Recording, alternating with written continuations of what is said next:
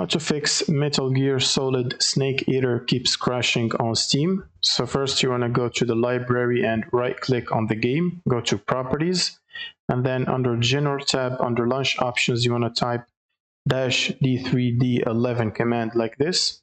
Now if that doesn't work for you, you can try -DX11 and then go to the installed files and click on verify the integrity of game files and wait for this process to finish. Now once this is done, you can close out of this and close Steam. Now you should open up your NVIDIA GPU app or whatever GPU you have. So for NVIDIA it's NVIDIA app, and then go to the drivers section and check for the latest game ready driver and make sure to download and install it if you don't have the latest. And if you do have the latest, you can try to reinstall it by clicking this button right here. Now once you finish that, you should open a new tab in your browser and search for redist like this.